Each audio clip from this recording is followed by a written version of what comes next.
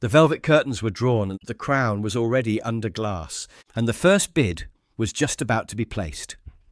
When a man stepped forward from the back of the room, not a buyer, not a guest, but a royal guard, and in full view of foreign collectors and Camilla herself, he lifted the crown off the pedestal and walked straight out. No one stopped him, because they all knew it didn't belong to them.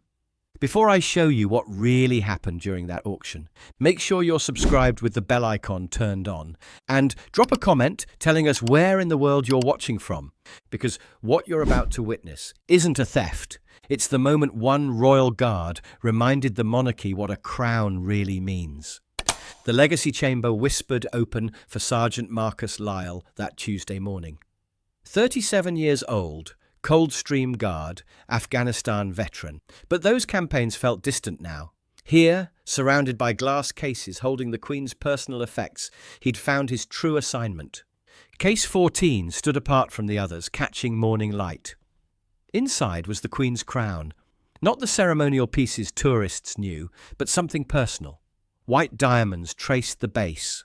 Scottish gold caught the light, and a teardrop sapphire sat centred at the peak. Marcus had been there when she wore it for Prince George's first official photograph. "It's not heavy enough to be ceremonial," she'd said, "but too precious to be casual." He opened the case with gloved hands, verified its presence, then logged the inspection. Still used pen and ink, the way she'd preferred. The crown sat exactly where it should, diamonds scattering light across the case's interior. Down the corridor, footsteps approached. Probably the new curatorial assistant, one of Camilla's appointments, who kept asking bright questions about accessibility and public engagement.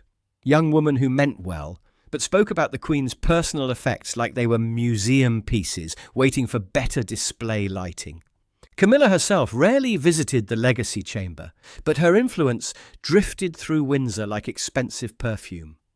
Modernization committees had sprung up. Heritage optimization had become a phrase people used in meetings. Even whispers about partnerships with private cultural foundations, whatever that meant. They were streamlining things, apparently, making room for the future by carefully editing the past. Marcus closed the case with a soft click and locked it. Some things weren't up for optimization. Some memories were meant to stay exactly where they'd been placed, by the hands that had lived them. He stood for another moment, watching light play across the crown's surface through the glass. Sometimes the most important duty was the simplest one, just making sure things stayed where they belonged. It started 3 days later, with something that might have been coincidence, if Marcus believed in coincidences. 2 maintenance staff finishing their shift near the service lift, speaking in the careful undertones that staff used when they weren't quite sure who might be listening. Marcus wasn't eavesdropping, he simply moved more quietly than most people expected from a man his size.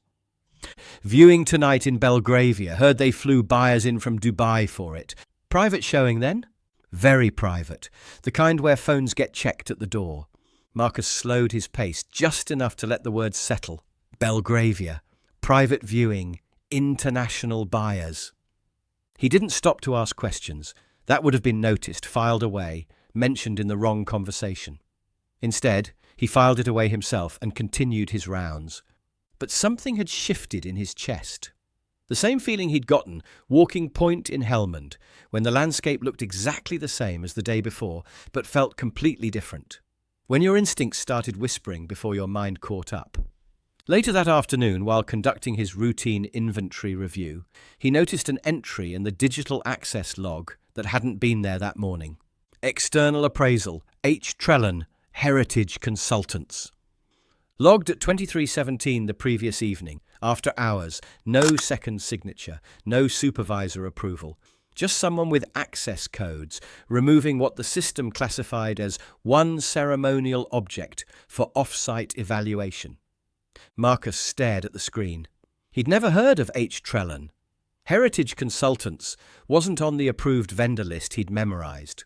And off-site evaluations required 48 hours advance notice and 2-person authorization. His fingers moved across the keyboard, pulling up the physical inventory records. Case 14 was listed as item temporarily relocated pending documentation. He was already walking before he'd fully processed what that meant. The legacy chamber felt different when something was wrong, not visibly.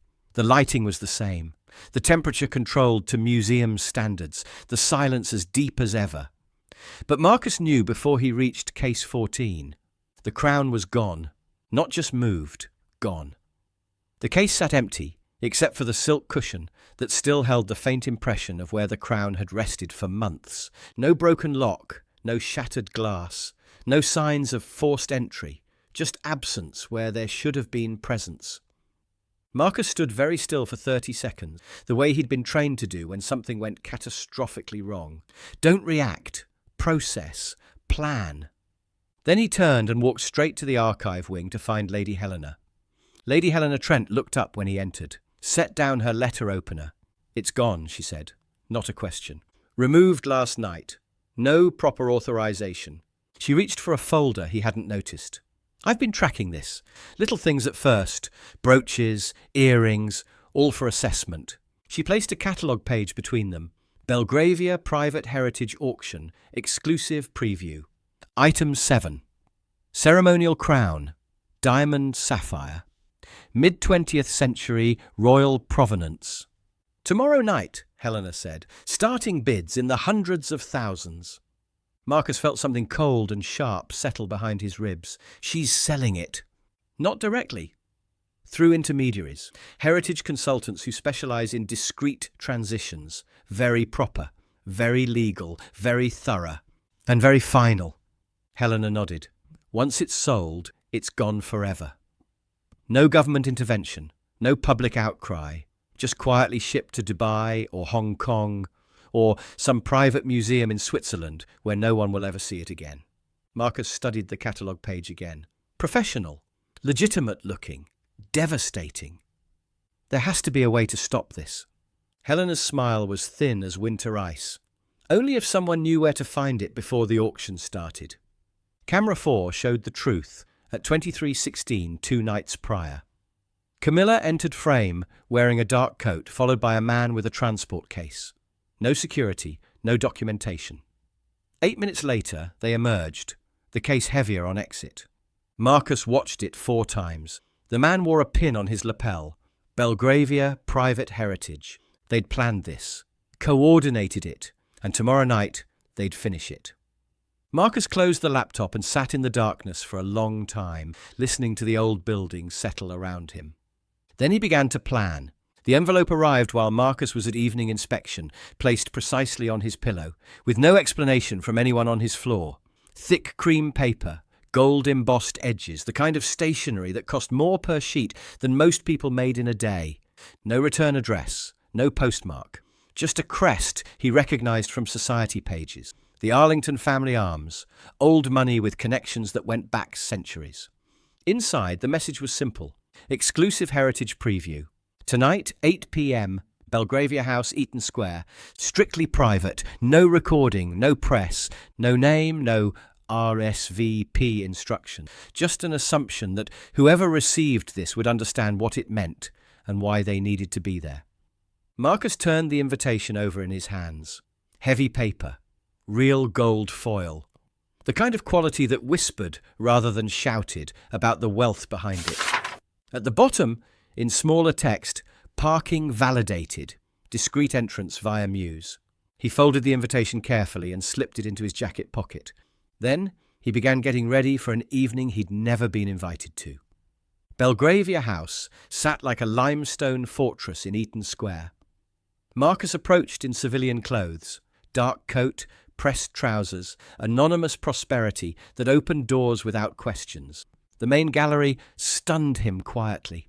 Crystal chandeliers cast warm light over cases filled with medieval manuscripts, crown jewels, Fabergé eggs, and centre stage, under its own spotlight, the Queen's crown. Even among priceless artifacts, it commanded attention. But here, under auction lighting, it looked vulnerable, like a lion in a zoo. The placard read, "Lot 7, Royal Diadem, circa mid-20th century. Opening bid, £300,000. £300,000 for something that wasn't theirs to sell. Quite extraordinary, isn't it? Marcus turned. A woman in her 60s had appeared beside him, elegant in the way that came from generations of breeding rather than recent wealth. She studied the crown with the appreciation of someone who understood what she was looking at. "The craftsmanship is remarkable," Marcus replied carefully. "Oh, it's not just the craftsmanship." Her eyes sparkled with insider knowledge. "It's the intimacy. This isn't ceremonial regalia. This was personal, worn by choice rather than obligation." She moved closer to the display case. "I'm told she wore this for family occasions, christenings, private dinners, the moments when she was more grandmother than monarch." Marcus kept his expression neutral. "You seem to know quite a lot about it." "One picks things up," she smiled, "though I understand tonight's the last chance to see it in person. After this, it disappears into private hands." "Disappears?" "That's rather the point, isn't it? Discreet placement with collectors who value privacy above publicity, much more suitable than gathering dust in some dreary archive." Marcus felt his jaw tighten, but kept his voice level. "Some might argue that certain things aren't meant to be private." The woman's smile never wavered. "How wonderfully old-fashioned of you." She drifted away into the crowd, leaving Marcus alone with the crown and the growing certainty that he was running out of time. Across the room, near a display of medieval illuminated manuscripts, he spotted a familiar figure. Queen Camilla stood with her back to the room, speaking quietly to a man in an expensive suit. Even at a distance, Marcus could read the tension in her shoulders, the careful modulation of her voice that suggested a conversation that couldn't be overheard. She turned slightly, and for a moment their eyes met across the gallery. Her expression didn't change. No surprise, no recognition, just the bland acknowledgement of shared space between strangers. But something in her gaze told Marcus that his presence here wasn't unexpected. The auctioneer had the kind of voice that could make a grocery list sound like poetry. Rich, cultured, trained to command attention without seeming to demand it. He stood behind a podium of polished mahogany, silver gavel in hand, surveying the room with the confidence of someone who'd never seen a bid refused. "Ladies and gentlemen, thank you for joining us this evening. As always, your discretion is both appreciated and essential. Tonight's offerings represent opportunities that arise rarely and disappear quickly." Murmurs of anticipation rippled through the crowd. Phones were lowered. Conversations paused. Even in a room full of people accustomed to wealth, there was something electric about being present for the acquisition of the irreplaceable. "We begin with Lot 7, the auctioneer continued, a piece of extraordinary beauty and impeccable provenance. Authorized for private consignment through proper channels, documented and authenticated by recognized experts." Marcus felt his heart rate increase, though his breathing remained steady. "Opening bids begin at £300,000. Do I hear 300,000? A paddle rose near the back of the room. A woman in pearls, bidding with the casual indifference of someone buying groceries. 300,000. Thank you. Do I hear 350? Another paddle. A man Marcus hadn't noticed before, Middle Eastern, with the stillness that came from serious money. 350,000. Excellent. 400? The woman with pearls again. Marcus stepped forward, not dramatically, not with any sudden movement that would startle security or draw unwanted attention.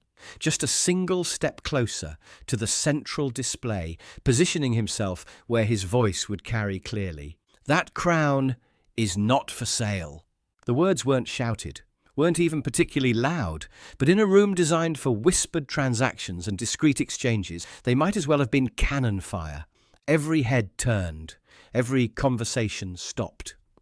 Even the auctioneer paused with his gavel halfway raised, unsure whether this was part of the evening's entertainment or something else entirely.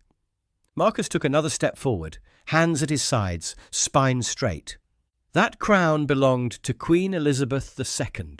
It was never designated for private transfer. It was never authorized for consignment.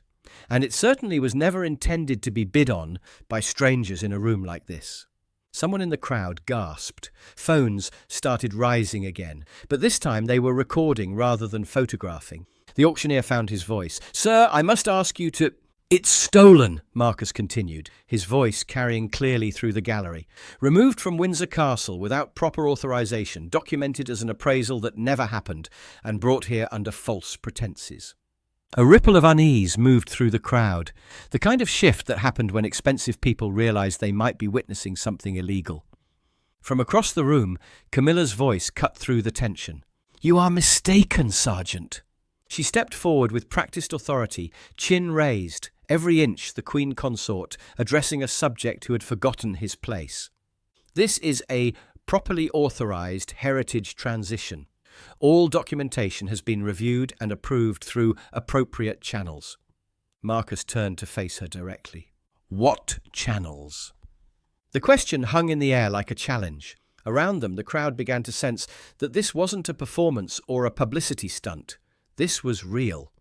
"You are not in uniform," Camilla continued, her voice gaining strength. "You are not on duty.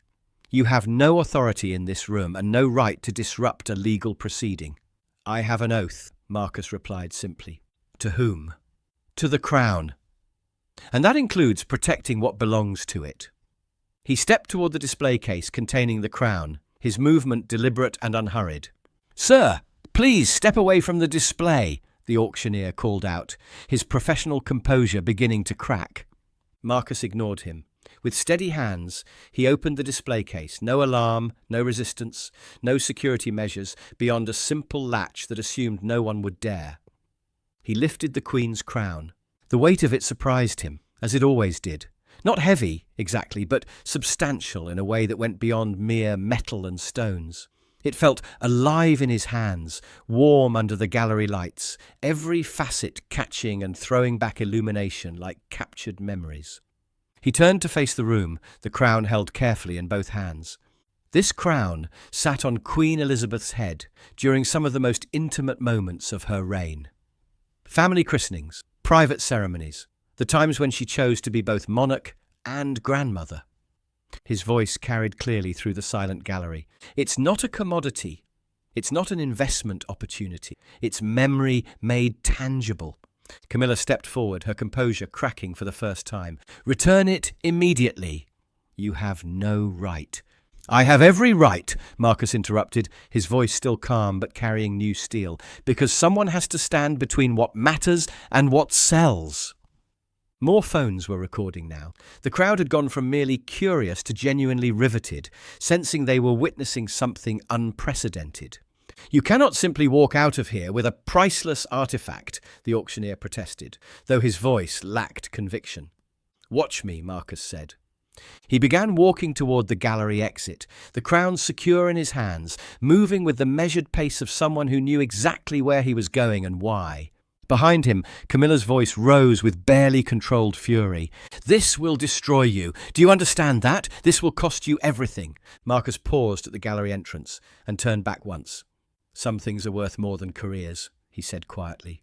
Then he walked out into the London night, carrying the Queen's crown like a promise he intended to keep. No one followed him, no one called security, no one tried to stop him. Because sometimes, in a room full of people who deal in the buying and selling of everything, there's still recognition of something that simply isn't for sale. The drive back to Windsor passed in absolute silence.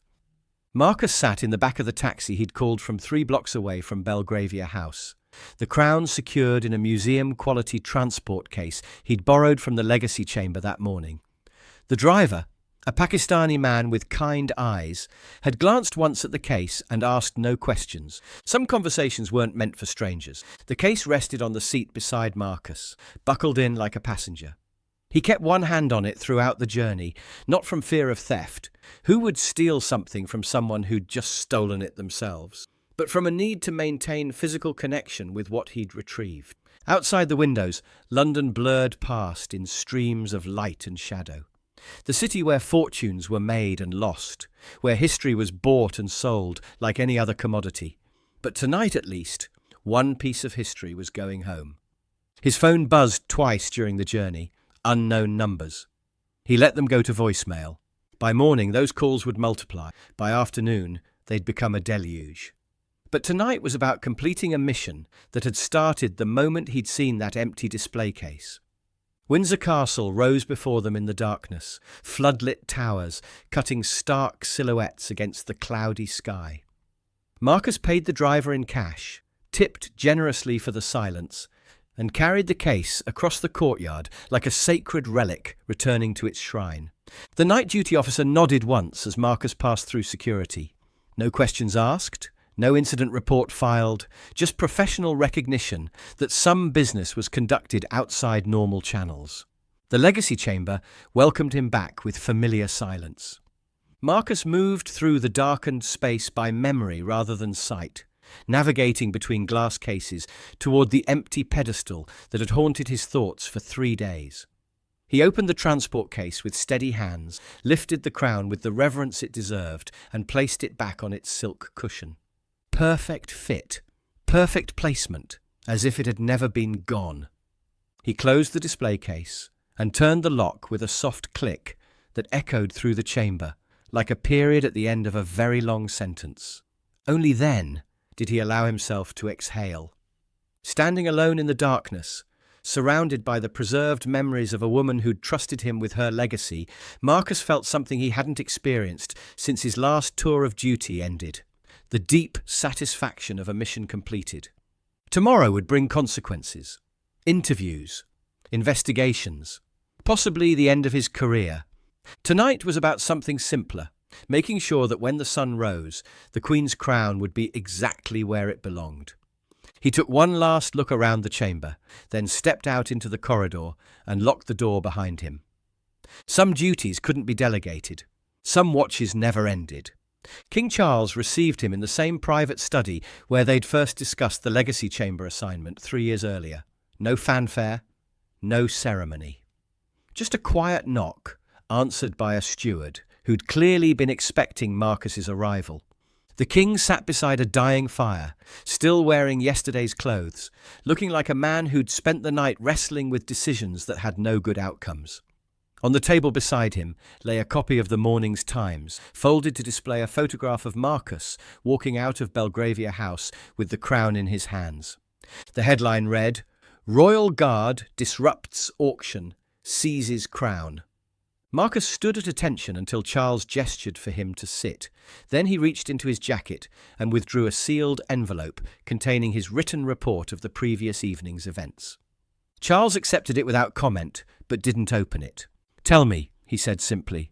So Marcus told him everything. The missing inventory, the surveillance footage, the auction catalogue with its clinical description of Lot 7, the room full of strangers bidding on something that had rested on his mother's head during moments of private joy.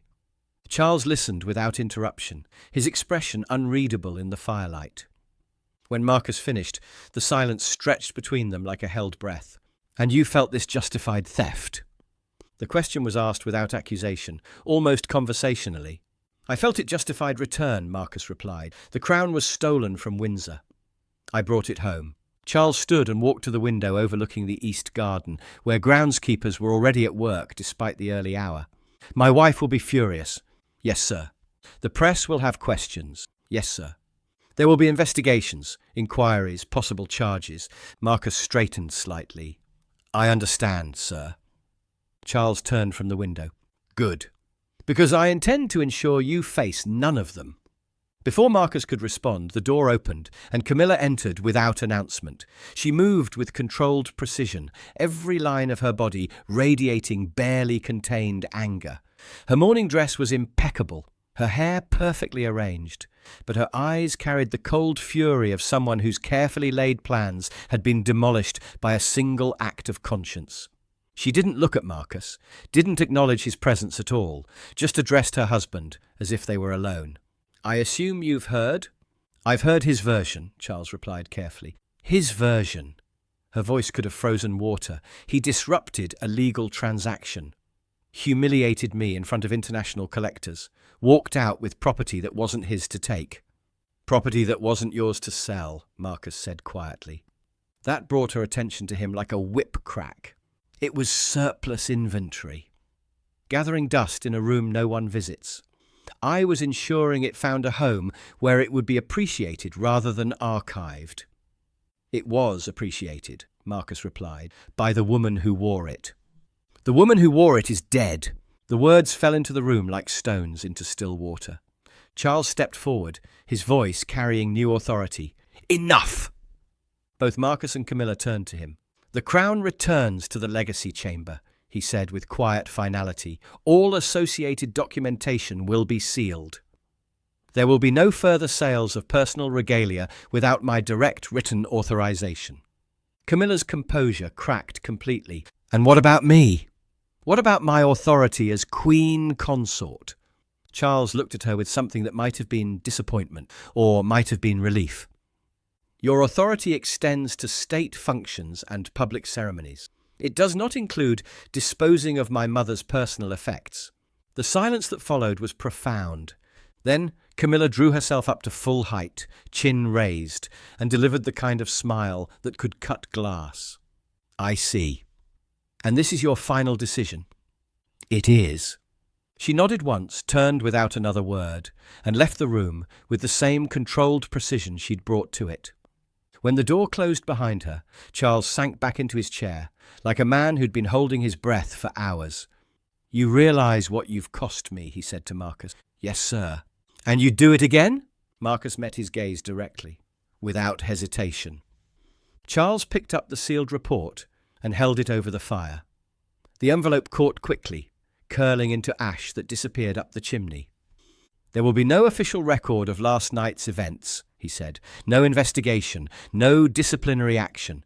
As far as palace records are concerned, the crown never left Windsor. He stood and extended his hand. Marcus rose and accepted the handshake, firm, brief, carrying the weight of understanding between men who'd both served something larger than themselves. My mother chose well, Charles said simply. Then he returned to his chair, picked up a different folder, and began reading as if Marcus had never been there. The dismissal was gentle but absolute. Marcus walked back through Windsor's corridors, with the morning sun streaming through ancient windows, casting long shadows across stone floors that had witnessed centuries of similar moments, quiet confrontations, difficult choices, the weight of duty measured against the cost of conscience. He passed staff members going about their morning routines, polishing silver, arranging flowers, preparing for another day of preserving traditions that stretched back generations. A few nodded in recognition, none asked questions. Some stories were meant to be lived rather than told. When he reached his quarters, Marcus found a single envelope waiting on his desk. No official seal, no formal letterhead, just his name written in careful script across cream-coloured paper. Inside, a brief note. Some duties transcend protocol. Thank you for remembering what matters most. C.R. Below that, in smaller text, your assignment continues as before. Marcus folded the note carefully and placed it in the same drawer where he kept his deployment medals. Another recognition of service rendered. Another reminder that some battles were fought with silence rather than weapons. He changed into his dress uniform, straightened his ribbons, and prepared for another day of standing watch over things that couldn't protect themselves. In the legacy chamber, the Queen's crown waited behind glass, diamonds catching the morning light like captured stars, exactly where it belonged, exactly where it would remain. And Sergeant Marcus Lyle took his position beside it, spine straight, eyes forward, ready to stand guard over memory itself. Some things weren't for sale. Some watches never ended. Some duties lasted longer than the lives that created them. The crown glimmered in its case, safe and secure, witnessed only by the man who'd brought it home and the silence that kept its secrets. Should a royal guard risk his career to protect a dead queen's legacy? Was King Charles right to overrule his wife, or should family loyalty come first? And what would you have done if you'd discovered someone selling pieces of history that belonged to everyone? Drop your thoughts in the comments. We read every single one. If you believe some legacies are worth more than money, hit that like button and let us know. Make sure you're subscribed with notifications turned on, and share this with someone who still thinks royal guards just stand around looking impressive. Because after tonight, we all know they do much more than that. Our next story reveals what happened when a foreign ambassador tried to intimidate a royal guard during a state dinner. and learned that silence can be more powerful than any spoken threat. Don't go anywhere. Click the video that's already waiting on your screen. Same time tomorrow. Same commitment to the stories that matter. Until then, remember that some things in this world aren't for sale. And sometimes it takes just one person to make sure they stay that way.